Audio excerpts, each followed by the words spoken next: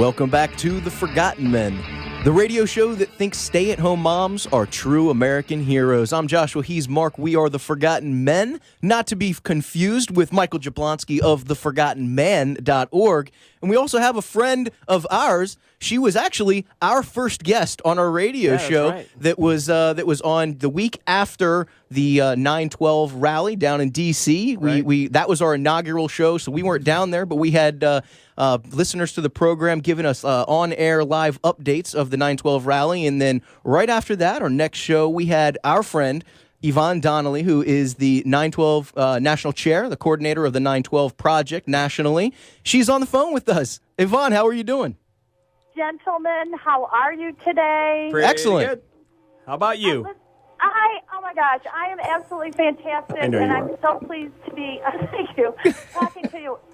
I've got a little feedback here, so bear with me on the Yeah. phone. Two things I wanted to mention. Number one, I couldn't be prouder of Michael Jablonski. Yeah. Agreed. Really. He is doing a very, very special thing. Absolutely. He's a very special person, and I also just wanted to add that I was incredibly proud of you guys, too, listening to the thank show you. today. It was amazing.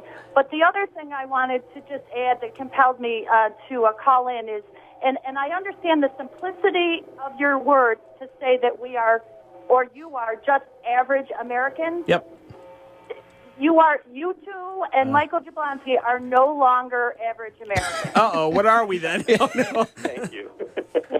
No, seriously, this isn't average anymore. What you are doing, your radio show, what Michael has done with his scholarship, it's not average anymore. But I understand what you're saying. Yeah. Well, we absolutely, sincerely appreciate that, and I probably speak for Michael and Mark both by saying, you know, we have felt compelled and we felt called to get off the couch, put some skin in the game, mostly time, and it's all about time, and we're doing what is our responsibility, our civic duty, which is much more than just going and casting our vote in November. Our civic duty is to know the principles of liberty, understand the foundations that our nation was established with, and get out and let other people know that information as well. Yeah, I mean, Can I hear a big amen on that? Amen, sister. Because that's what we often see, that if we don't build this new movement on principles, we're going to wind up just another political, party on the trash heap of many other political movements that started. And this really can't be about politics. It has to be about principles. As Yvonne, we were talking the other day, we talked about good principles beget good policy. Well, conversely, bad principles, which we have now, beget really bad policy, and we have a lot of really bad policy. So we really are, in that regard, moving principle, not policy. How about this, Yvonne? If you want to just kind of hang out with us, we'll keep you through the end of the show. Michael, you were wanting to get into a couple more things about theforgottenman.org. Well, go ahead with that. Well, Sure, I I cannot just had hang 2 on. points. Okay. Yvonne, you can't hold? I can't. I just wanted to call in. Yes, thank you. All right, All right, Yvonne, Yvonne, thanks for calling in. Thanks for what you're doing. We appreciate it. We'll be in touch. Thanks. All right, Michael, go for it. Right, exactly. It's interesting that she called in because one of the points I wanted to make was to thank her. 'Cause like I said, I've gotten to the point where I don't even believe in coincidences anymore. Yeah, understand. Sure thing.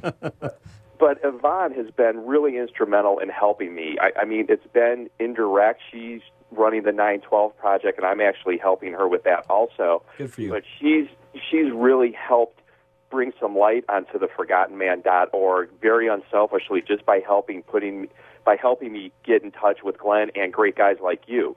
So that was one thing I wanted to talk about, and it was interesting that she called during the break.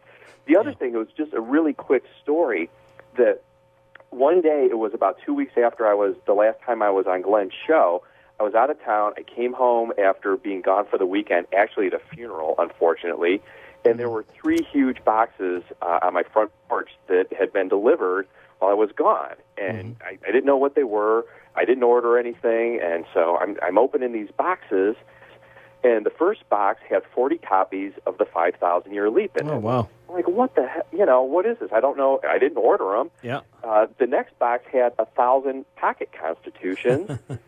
Still, I don't know where this stuff came from. I don't know who sent it to me. And then the last box had 50 copies of the 5,000 Year Leap on CD and a whole bunch of like educational stuff. And in that box, I actually found a note that was written by the CEO of the company that publishes the 5,000 Year Leap, NCCS. Sure. And it was a handwritten note that said, I saw you on Glenn. I think what you're doing is great. And I just wanted to donate these to help you, do whatever you can to educate as many people as possible.